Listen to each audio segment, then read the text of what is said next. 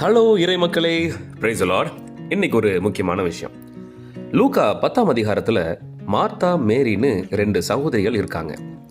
இவங்களை பார்க்கறதுக்கு இயேசு கிறிஸ்து அவங்க வீட்டுக்கு வரார். இயேசு கிறிஸ்து தன்னோட வீட்டுக்கு வந்திருக்காருன்னு அவரை நல்லா கவனிக்கணும்னு மார்த்தா நிறைய வேலை செய்கிறாங்க.